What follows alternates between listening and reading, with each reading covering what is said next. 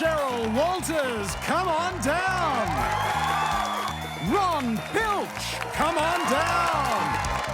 Keith Mitchell, come on down. You're our next contestant on the Consumer Price is Right. And now, here's your overly pedantic host, Julian Moore.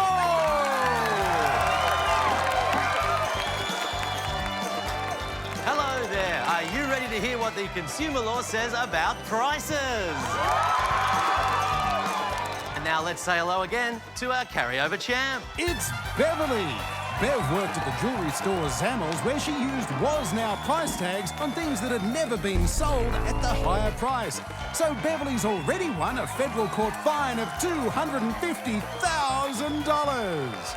Let's get started. JB, what's our first item up for bids? You'll hit all the right notes with this home stereo system from Akai. But what happens when the gift shop's showing 4 different price tags? The in-store price tag says $300, but look what's underneath. Then there's the printed catalogue that says $275, but it scans at $325. Ooh. Now, the consumer law says that items must be sold at the lowest displayed price, but you all know that. The question for you, Cheryl, is which price is right? Well, the tag underneath does say $250. I'll go with $250. Oh, Cheryl. A partially obscured price tag is a displayed price, but that $250 price tag is totally obscured, so bad luck there. Let's see if you can do better, eh, Ron? Yeah, can I check if the printed catalogue is current or if the offer has a cut-off date or excludes the region I'm in? Excellent pedantry, Ron. Is Ron on the right track, JB? In catalogues, time limits and geographical exclusions are okay if they're reasonable. But in this case, Ron, there aren't any. I'll go with the catalogue price then, $275. Oh, Ron, the catalogue price is lower, but the business published a retraction. They are allowed to do that, Ron, so bad luck. But I never saw a retraction. Doesn't matter, Ron. Businesses only have to publish a retraction to a similar audience or circulation. The fact that you didn't see it makes no difference. OK, Keith, it's over to you. What price do you think's right? I'll go the $300 on the tag, Julian. Yeah! Well done, Keith. The lowest displayed price is the one that consumers should be charged. But there are exceptions, aren't there, JB? That's right, Julian. For example, unit price info that implies a lower total price doesn't count as a displayed price.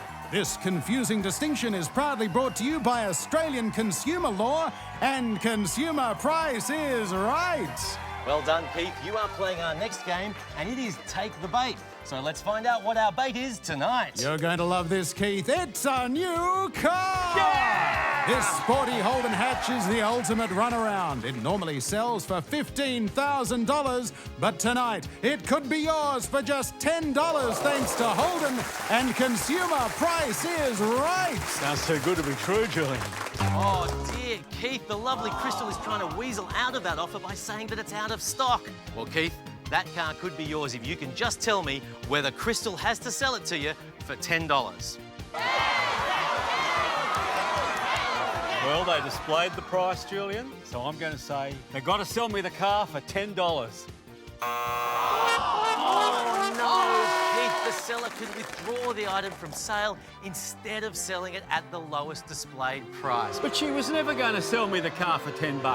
That's misleading. That's right, Keith. You can withdraw items from sale, but bait advertising is still illegal. Businesses must have a reasonable supply of products at the advertised price. So, Keith, no car, but here's a little consolation prize. It's a Kodak PlaySport Pocket video camera, valued at $218 by 6 Harvey Norman franchises, even though they couldn't actually supply them, leading to an ACCC fine of $6,000 each. So do I get the $6,000? No, you don't, Keith.